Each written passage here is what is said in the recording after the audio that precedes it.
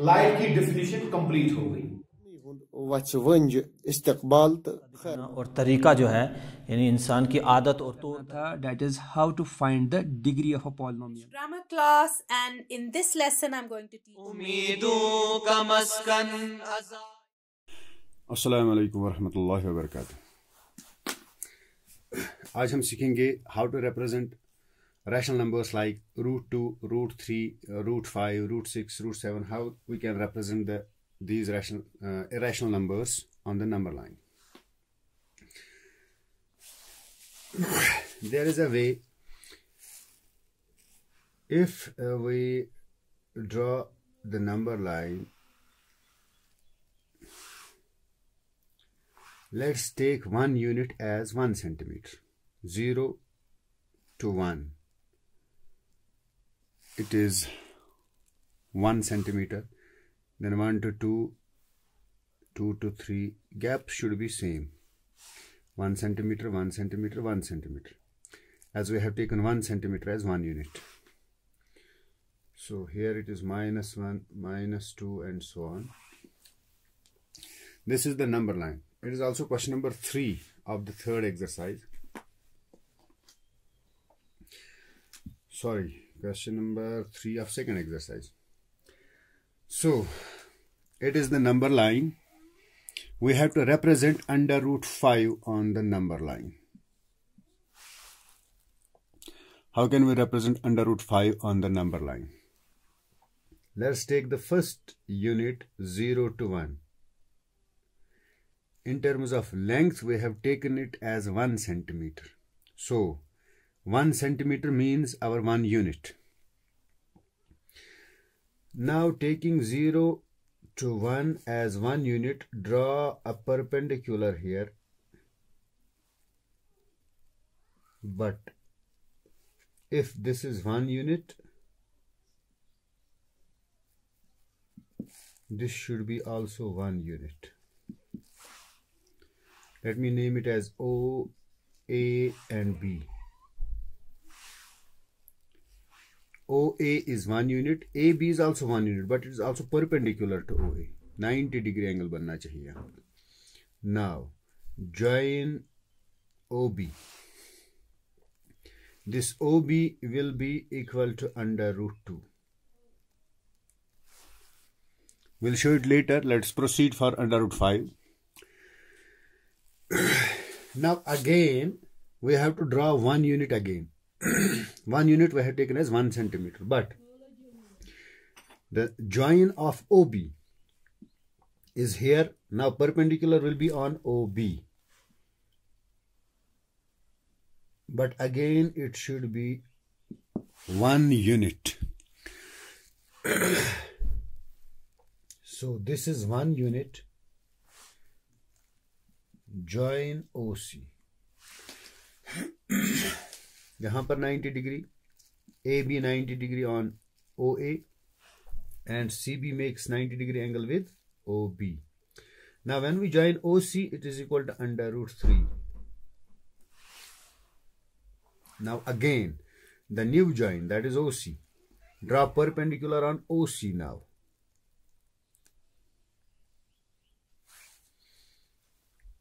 But remember, it should be 1 unit again.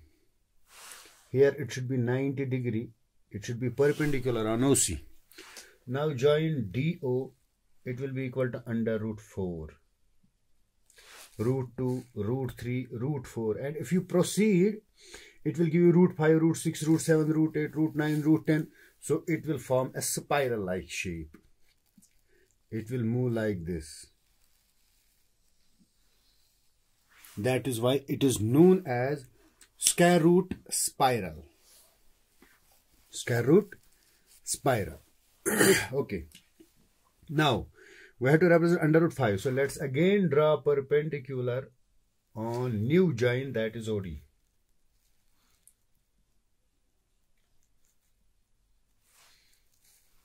But remember that it should again be 1 unit. Whenever we draw perpendicular, it should be 1 unit, 1 unit, 1 unit. Now join EO. This EO is equal to under √5. But we have to show this under root 5 on the number line, not here. Now, as you know, radius of an arc is same everywhere.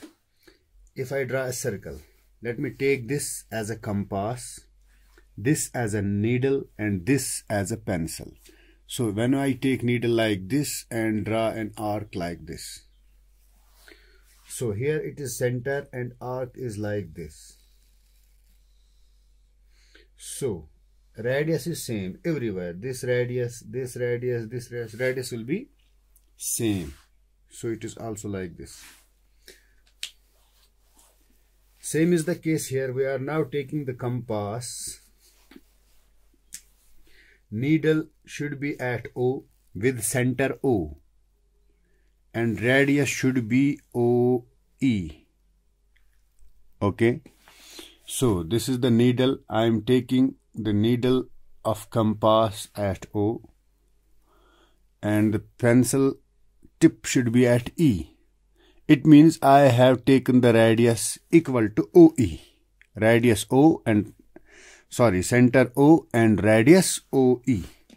Now I'll draw an arc like this. Okay. It will move here. Let me show it.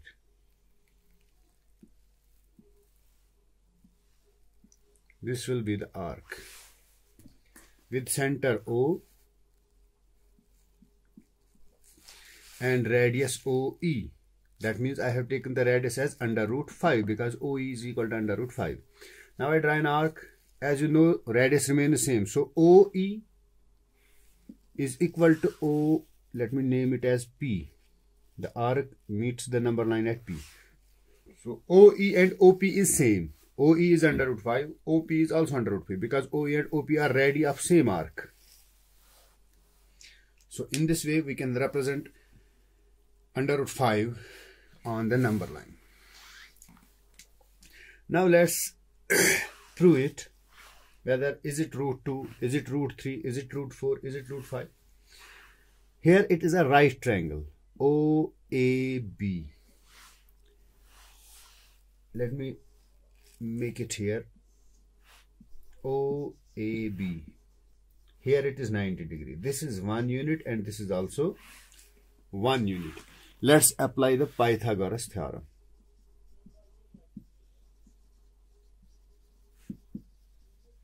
And what is Pythagoras theorem? It is that hypotenuse square is equal to the sum of the squares of other two sides. Or you can say it hypotenuse square is equal to base square plus perpendicular square. And the side opposite to the 90 degree angle is hypotenuse. So it is OB. Hypotenuse square means OB square is equal to base square plus perpendicular square. What is base? It is 1. What is perpendicular? It is also 1. So it is 1 square plus 1 square. So OB square is equal to 1 plus 1. OB square is equal to 2. Now we have to find OB, not the square of OB. Now question number 1 of exercise 1.3. We are asked to write the rational numbers of P by Q form in decimal form. The first part is 36 by 100. So let's divide 36 by 100 and it will change in the decimal form. So 100 divide, let 36 is divided by 100. 100 into 1, that is 100. Oh, zyada ho raha hai. Let us 0 take here. 100 into 0, that is 0. Here remainder is 36. But the decimal point goes here. It is actually like this. 36 can be written as 36.0000. अब ये zeros लिखने की जरूरत हम सिर्फ 36 लिखते हैं. So it is this decimal point जो यहाँ पर आ रहा है. ठीक है. अक्सर लोग याद रखते हैं कि पॉइंट चढ़ा उसके बदले 0. ये ऐसे नहीं होता. ये इसका अपना ही डेसिमल पॉइंट है जो ऊपर चला जाता है और उसके बाद के जो जीरोस होते हैं वही नीचे आने लगते हैं. ठीक है. पॉइंट यहाँ गया और उसके बाद का 0 यहाँ. 100 into 3, that is 300. Here remainder is 60. Now another 0 comes down, that is the second 0 comes down. 100 into 6, that is 600. Here remainder is equal to 0। जब रिमाइंडर 0 आया इसका मतलब डिवाइड जो हम कर रहे हैं ये खत्म हो गया, इसके बाद कुछ होने वाला नहीं। इसका मतलब डेसिमल रिप्रेजेंटेशन भी इसकी टर्मिनेटिंग है। रिमाइंडर कोई अब आया ही नहीं, कि आगे जाएगा ही नहीं divide. So we write 36/100 is equal to 0.36. Therefore, it has terminating decimal expansion. Okay, so it has terminating decimal expansion, या आप decimal representation भी लिख सकते हैं। Okay, let's come to second part. Let me write here 2/11. Whether it is second part or third part or fourth or fifth. Let me write 2/11 here. So here we have to divide 2 by 11. So 11 1 are 11. ज़्यादा हो रहा है 11 into 0. That is equal 0. What is remainder here? The remainder is 2. And after 2, here it was a decimal point which goes here, and after decimal point there are zeros. One of them comes down. So 11 1 are 11. There remains 9. First remainder was 2. Second remainder is 9. Okay. Now again 0. 11 8 are 88. The remainder is 2 again. Now here you need to see it. When we divide the first step, the remainder comes 2. Then 9. Again it is 2. So you can see here, if it is 2, it will be 20 again. Taking down another 0, it will be 20 again. If it is 20 again, then 11 1 are 11. फिर से यही होगा. There remains 9 again. वो फिर से 90 बनेगा. फिर होगा उसको 11 8 जा 88. तो फिर से 2 आने वाला. यानी जो यहाँ पर रिमाइंडर आया था, इसके बाद जो कुछ हुआ, यहाँ 2 रिमाइंडर आने के बाद फिर से यही सब होने वाला है. So it is going to repeat. इसका मतलब ये डिवाइड कभी खत्म होगा ही नहीं. प्रीवियस रिमाइंडर रिपीट हुआ, इसका मतलब ये डिवाइड कभी खत्म होने वाला है नहीं. तो ये डेसिमल रिप्रेजेंटेशन भी खत्म नहीं होगी. तो हम यहां लिख सकते हैं डायरेक्टली, हमें आगे जाने की जरूरत नहीं है. Here remainder 2 repeats.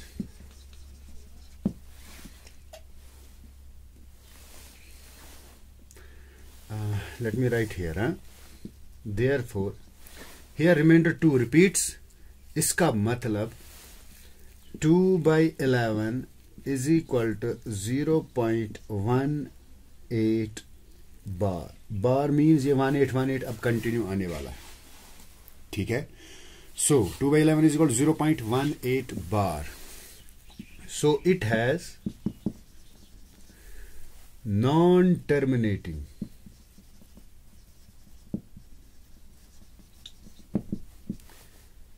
but repeating. हम ऐसे लिख सकते हैं, या हम सीधे लिखते हैं recurring. It has non terminating recurring decimal expansion, या it has non terminating but repeating decimal expansion.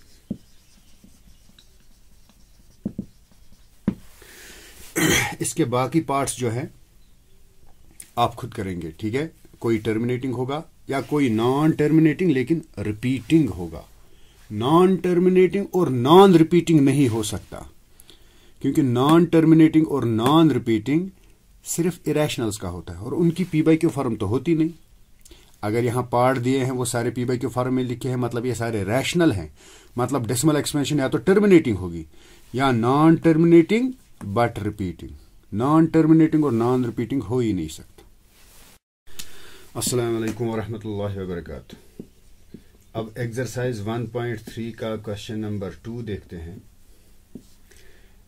उन्होंने कहा है उसमें 1/7 इज इक्वल टू 0.142857 बार. उन्होंने कहा है 1/7 is equal to 0.142857 bar. So means 142857 bar, मतलब ये 142857 ये पूरा कॉलम ही रिपीट हो रहा है, पूरा ब्लॉक. ओके, अब इन्होंने कहा है आप 2/7, 3/7, 4/7, 5/7 एंड 6/7 वो बताओ किसके बराबर होगा, लेकिन डिवाइड करने के बगैर। 2/7 मैं 7 से मुझे 2 को डिवाइड नहीं करना, विदाउट डिवाइडिंग मुझे बताना है। तो एक तरीका है, और भी तरीके हैं, फिलहाल एक तरीका जो आप यहां पर सीखेंगे। तो यहां पर मैं लिखूंगा 2/7 डिवाइड करने के बगैर is equal to, I can write it as 2 into 1/7। 2/7 let's multiply, 2 1 2/7। तो मैंने इसको थोड़ा 2 बाहर निकाला, वहां बचा 1/7। इसका मतलब मैं लिख सकता हूं 2 into 1/7 का वैल्यू दिया हुआ है, that is 0.142857 bar. Okay, 2/7 can be written as 2 into 1/7। 2 into 1/7 is 2 into this, जो 1/7 का वैल्यू है। अब मल्टीप्लाई कर लो और बार अपनी जगह रहेगा। तो इस तरह से हम विदाउट डिवाइड 2/7 देख सकते हैं।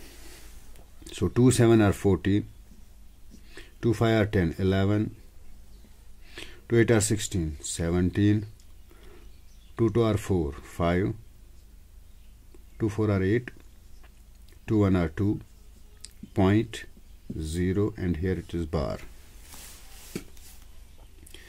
इसी तरह 3/7. 3/7 can be written as 3 into 1/7.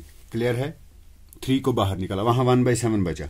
So it means 3 into 1/7 की जगह 1/7 का ये value 0.142857 bar. So let's multiply it. 3 into this, it will be 0.428571 bar. I have multiplied it. 3 7 are 21, 3 5 are 15, एक कैरी था वो 17 बना, 2 कैरीज थे 17 बना, फिर से एक कैरी आ गया 3 8 24, वो एक कैरी था 25, 2 कैरी, इसी तरह आगे चलता गया मैं. इट इज 0.428571 बार. तो इसी तरह 4/7 भी करेंगे, 5/7 एंड 6/7. क्लियर है? एक्सरसाइज 1.3 का ये question complete. Okay, here question number 3 of exercise 1.3, which is the most important question. We have to change 0.6 bar in P by Q form. 0.6 bar means 0.666 ... It continues. If we have 3.1, for example, the shortcut method we know, we can write 31. Without the decimal point, we can write it 31. Because of this decimal point, 1 comes in the denominator, and after decimal point there is 1 digit, so 1 0 with it, so it is 31/10. So 3.1 can be written as directly 31, point के बदले नीचे 1, उसके बाद एक digit था, एक 0. This is the shortcut method. हम decimals को चेंज करते हैं. Now 0.6 bar means 0.6666. ये कंटिन्यू जा रहा है. मैं कितनी बार 6 लिखूं, डिवाइड बाय पॉइंट के बदले 1, और कितने जीरोस लिखूं, ऐसे इसमें पॉसिबल नहीं है, क्योंकि वहां पर 6 कंटिन्यू है. तो यहां पर ये पॉसिबल नहीं है ये मेथड, इसलिए यहां कुछ और करेंगे. ठीक है? So let me right, let x is equal to 0.6 bar. 0.6 bar. Let me show you. That is, x is equal to 0.666. How many times? Infinite times. And name it first. Name it first. We have made an equation. Now let's make another equation. Multiply both sides by 10. यहां से भी, यहां से भी.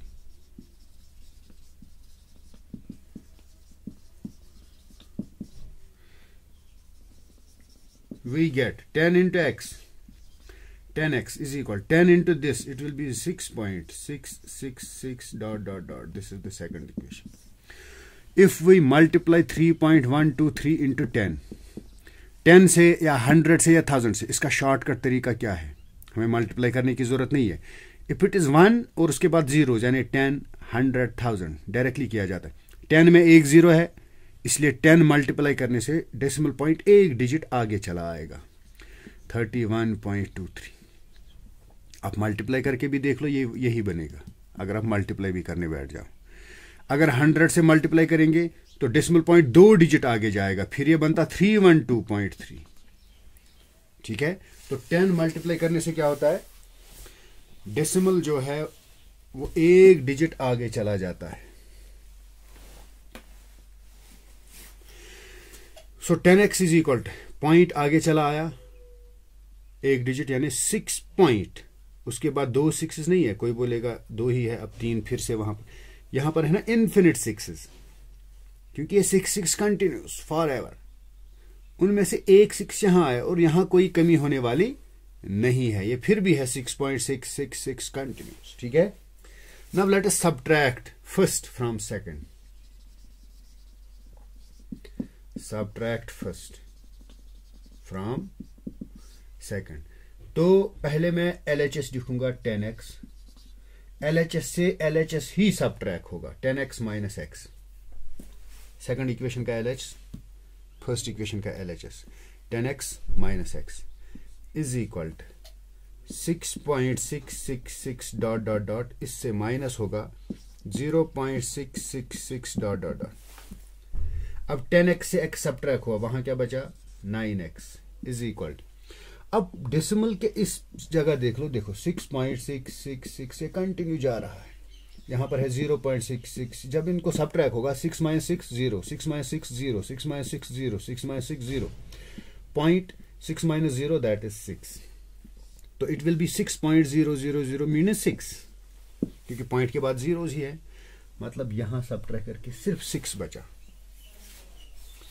सिर्फ 6 बचा। अब equation के रूल्स आपको पता है, 9x के साथ मल्टीप्लाई है, 9 को ट्रांसपोज करोगे तो यहां पर डिवाइड हो जाएगा। ठीक है, सो x will be equal to 6/9, जरा कैंसिलेशन करो, 3 2 are 6, 3 3 are, so x is equal to 2/3। लेकिन ये x मैंने क्या रखा था, x मैंने रखा था 0.6 बार, और आगे इसको प्रोसीड करते हुए प्रूव हो गया कि x बराबर है 2/3 को, देयरफॉर इसका मतलब 0.6 बार is equal 2/3, 0.6 bar is equal 2/3। Clear? तो इस नंबर को p/q फॉर्म में कन्वर्ट करने के लिए ये प्रोसीजर है। बाकी 2 पार्ट्स आप देख लीजिएगा खुद, आपको आया तो ठीक, नहीं आया तो आप स्कूल एडमिनिस्ट्रेशन से बोल के रखेंगे। I will make another video. अस्सलाम वालेकुम रहमतुल्लाहि व बरकातुहू। Question number 3 of exercise 1.3, exercise 1.3 question number 3। इसका पहला पार्ट हमने किया था, let's do the second and third part. Second part was 0.47 bar, only 7 is repeating there, 0.4 and then 7 7 7 continues. We have to change it in p/q form. So आपने first part में देखा था, हमने क्या किया था, लेट x इज इक्वल 0.47 बार, हमने x रखा 0.47 बार। इस इक्वेशन का नाम रखेंगे first, multiply equation first by 10,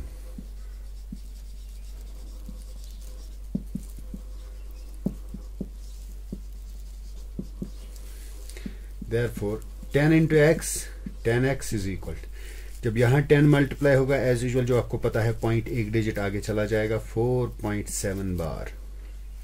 इसका नाम रखेंगे सेकंड। मैं इसे ही सॉल्व कर सकता हूं, यहां पर आप देख लीजिए, सबट्रैक्ट, या कोई ऐसा भी कर सकता है कि थर्ड इक्वेशन बनाएगा।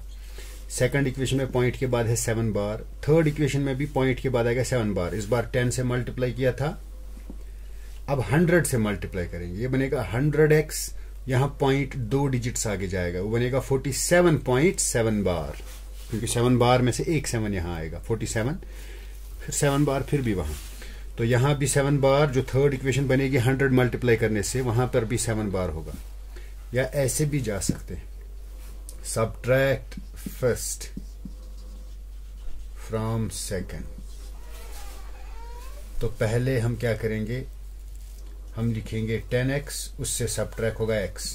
इक्वेशंस को जब सबट्रैक्ट करते हैं LHS माइनस LHS होगा और RHS minus RHS, that is equal to 4.7 bar minus 0.47 bar. तो यहां क्या आ गया, 10x minus x 9x is equal to 4.7 bar 0.47 bar. जरा इनको सॉल्व कर लो। देखो 4.7 bar means 7 it continues, and 0.47 bar का मतलब 0.4 देन 7 इट कंटिन्यू। जब इनका सबट्रैक्ट होगा 7 से 7 0, 7 से 7 0, 7 से 7, 7 से 4 3 पॉइंट, फिर यहां 4.3 आता है, तो इनकी सबट्रैक्शन आएगी 4.3। अब ये 9 यहां मल्टीप्लीकेशन में यहां लाएंगे तो डिवाइड हो जाएगा। x इज इक्वल 4.3/9, लेकिन जो इसका ये पॉइंट है, डेसिमल पॉइंट, ये नहीं रहना चाहिए, ये भी खत्म हो जाना चाहिए। ठीक है, तो हम साइड में यहां कर रहे हैं। As you know x is equal, अगर आपके पास डेसिमल होगा, let me write the decimal is suppose 2.5, so you write 25, point के बदले 1 और उसके बाद एक डिजिट तो एक 0। ये शॉर्टकट में इसको p/q फॉर्म में कन्वर्ट करते हैं।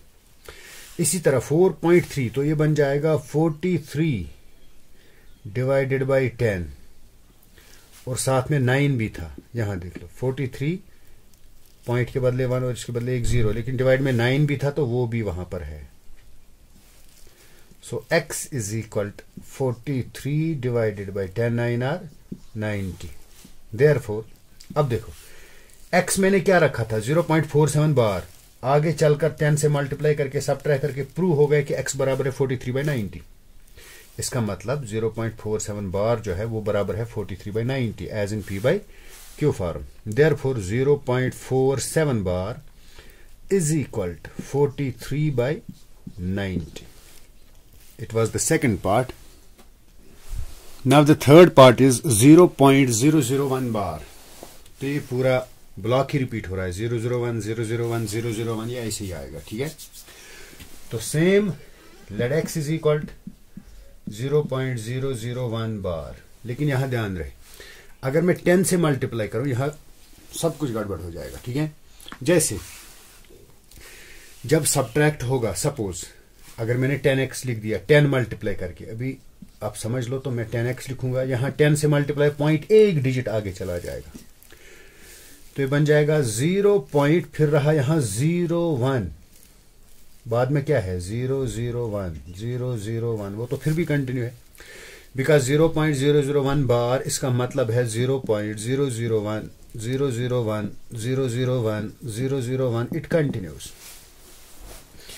तो पॉइंट की वजह से 10 मल्टीप्लाई करने की वजह से पॉइंट डेसिमल एक डिजिट आगे चला जाएगा, यहां पर आएगा। ठीक है, तो बन जाएगा 0 पॉइंट, उसके बाद ये 0.1 0.01 0.01 0.0। अब मसला 10 से क्या होगा, जब हम सबट्रैक्ट करेंगे फर्स्ट इक्वेशन और सेकंड इक्वेशन को। ठीक है, तो यहां देखो 10x से सबट्रैक्ट क्या होगा x, LHS माइनस LHS और RHS माइनस। अब जब RHS से ये RHS सबट्रैक्ट होगा, वहां पर प्रॉब्लम क्या होगी, पहले मैं ये लिख रहा हूं 0.01 0.01 0.01 एंड सो ऑन, और ये क्या है, इट इज 0.001 बार, तो 0.001 0.01 0.01 0.0। जब यहां सबट्रैक्ट करेंगे ना, यहां से तो 9x आएगा, लेकिन जब यहां से सबट्रैक्ट करेंगे तो पॉइंट के बाद के डेसिमल्स सबट्रैक्ट होने वाले नहीं है, वो खत्म नहीं होंगे, क्योंकि मुझे मल्टीप्लाई इस तरह से करना चाहिए था ताकि 1 के नीचे 1 रहे और 0 के नीचे 0, तो उनका जब सबट्रैक्ट हो जाए तो कहीं पर कोई डेसिमल ही ना बचे। यहां तो सब गड़बड़ हो रहा है, 1 के नीचे 0, यहां 0 के नीचे 1, 1 के नीचे 0, 0 के नीचे 1। जब इनका सबट्रैक्ट होगा तो वहां पर वो डेसिमल्स वापस रहेंगे, वहां पर 0.09090909 फिर भी रहेगा कंटिन्यूअसली। इसलिए मल्टीप्लाई कुछ इस तरह से कर लो कि ये पूरा ब्लॉक यहां आ जाए, ताकि जब सबट्रैक्ट हो डेसिमल के नीचे अपना ही डेसिमल बराबर हो और वो सबट्रैक्ट हो जाए। तो यहां 10 से नहीं, हम 1000 से मल्टीप्लाई करेंगे, फिर देखते हैं क्या होगा। ठीक है, अब देखो, अब अगर मैं इसको 1000 से मल्टीप्लाई करता हूं, let me write first it in this form, x is equal to 0.001 001 001 001 and so on.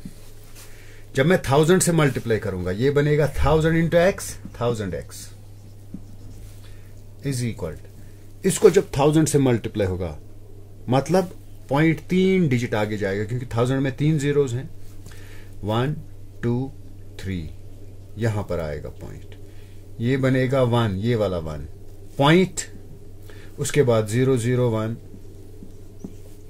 फिर 001, फिर 001, फिर 001, ये तो कंटिन्यूसली है ना, इसलिए एक कॉलम अगर यहां, एक ब्लॉक अगर यहां आ भी गया, वहां पर फिर भी वो इन्फिनिटी तक है।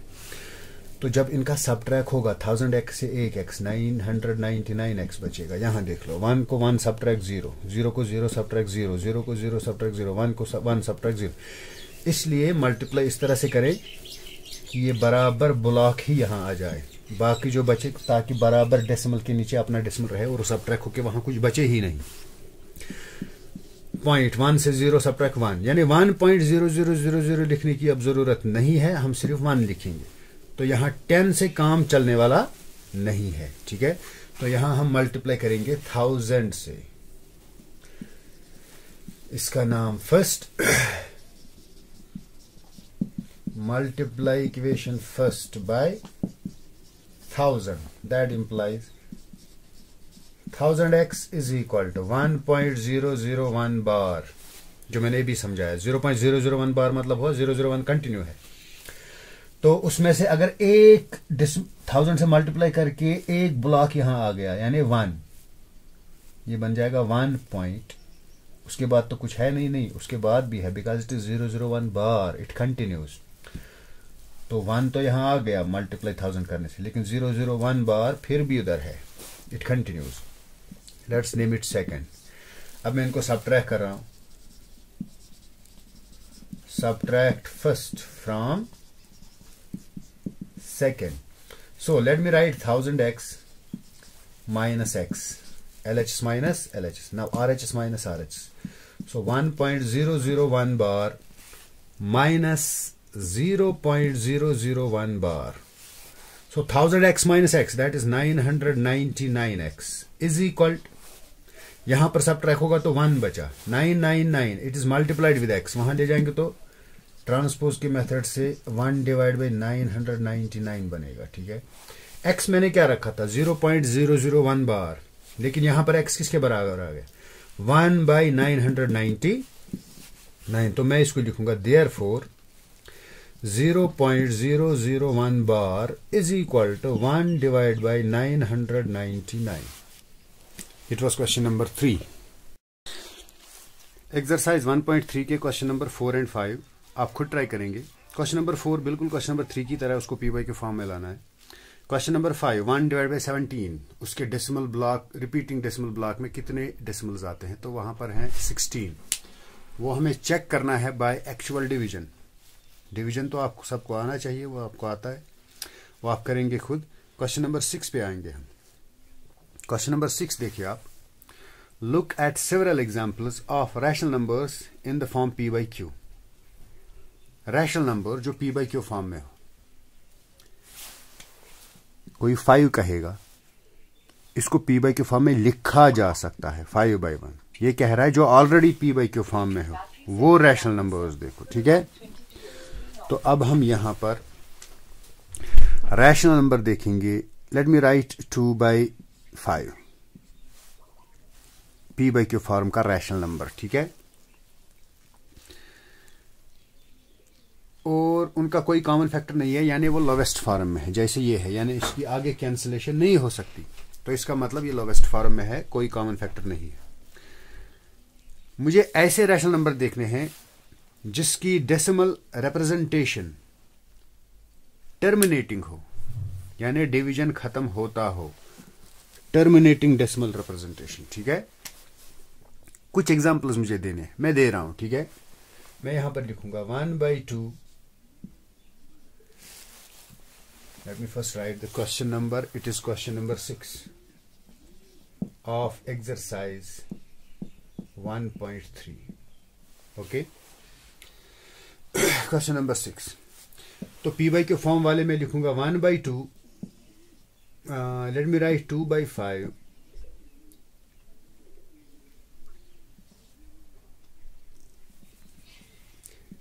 7/10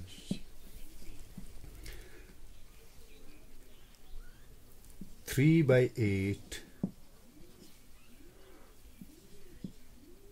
5/8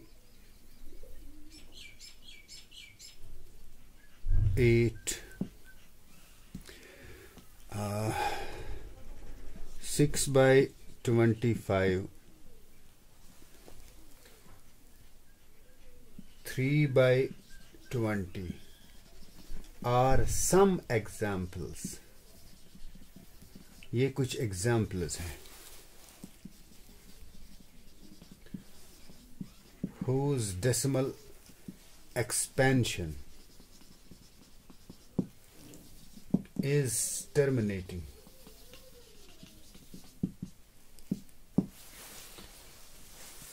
ठीक है. 1/2 2/5 7/10 3/8 5/8 6/25 3/20 ये कुछ एग्जाम्पल्स हैं जिनकी डेसिमल एक्सपेंशन टर्मिनेटिंग है. लेकिन ये वहां पर पूछ रहा है आप मुझे बताओ जो आपने ये रैशनल नंबर्स लिखे हैं क्यू को कौन सी प्रॉपर्टी होनी चाहिए. क्यू की प्रॉपर्टीज. क्यू मीन्स जब हम p/q फॉर्म में लिखते हैं इसने हमें कहा था रैशनल नंबर जो p/q फॉर्म में हो. तो अब ये क्यू की प्रॉपर्टी पूछ रहा है मतलब ये डिनोमिनेटर की प्रॉपर्टी पूछ रहा है. जो भी p/q फॉर्म में नंबर लिखते हैं उनके डिनोमिनेटर को कौन सी प्रॉपर्टी होनी चाहिए ताकि उसकी डेसिमल एक्सपेंशन टर्मिनेटिंग बन जाए. यानी जब आपके पास कोई रैशनल नंबर लिखे हुए हों तो आप देख सकते हैं किसकी डेसिमल एक्सपेंशन टर्मिनेटिंग है और किसकी decimal expansion non terminating recurring है. ठीक है. तो आप पहले ही देख सकते हैं. तो इसलिए यहां पर हम वही सीख रहे हैं कि क्यू यानी डिनोमिनेटर की कौन सी प्रॉपर्टी होनी चाहिए. ठीक है. यहां पर देखेंगे हर वो p/q फॉर्म वाला रैशनल नंबर जिसके डिनोमिनेटर्स में अगर हम उसके फैक्टर्स देखेंगे तो उसके फैक्टर्स में सिर्फ 2 होंगे या सिर्फ 5 होंगे या दोनों साथ में होंगे 2 और 5. लेकिन इनके बगैर कोई और फैक्टर नहीं होना चाहिए. 2 भी हो और 5 भी हो तो ठीक है. खाली 2 हो तब भी ठीक है. सिर्फ 5 हो फैक्टर में तब भी ठीक है. जैसे 1/2 का डिनोमिनेटर 2 है तो इसका फैक्टर क्या आएगा 2. 5 इसका फैक्टर 5 ही है. 10 के फैक्टर्स देखो 10 इज इक्वल 2 × 5 तो 10 के फैक्टर है 2 और 5 तो इसके डिनोमिनेटर में 2 और 5 है. इसके बगैर कोई और नहीं. 3 7 11 ऐसा कोई फैक्टर नहीं होना चाहिए. ठीक है. या सिर्फ 2 या सिर्फ 5 या दोनों साथ में हो लेकिन उनके बगैर कोई और नहीं. अगर 2 5 है भी और साथ में कोई और फैक्टर है फिर वो टर्मिनेट नहीं होगा. 8 को देखो 8 किसके बराबर है 2 × 2 × 2 तो सिर्फ 2 है वहां पर. 25 को देख लो 2 × 5 सॉरी 5 × 5 5 5 आर 25. अब 20 को देख लो 20 इज इक्वल 2 × 2 × 5 तो 20 इसका डिनोमिनेटर उसमें सिर्फ 2 है और 5 इसके बगैर कोई फैक्टर नहीं. तो आप अगर डिनोमिनेटर के फैक्टर देखेंगे आप उसी पर से बता सकते हैं कि इसकी टर्मिनेटिंग डेसिमल रिप्रेजेंटेशन है या नॉन टर्मिनेटिंग. ठीक है. तो ये मैंने जब एग्जांपल्स लिखी मुझे ये बात पता थी. अब आपको भी पता है तो आप भी लिख सकते हैं आप. ठीक है. अब क्यू की प्रॉपर्टी क्या है वो आप खुद लिखेंगे. Q should have only 2s or 5s or both in its prime factorization.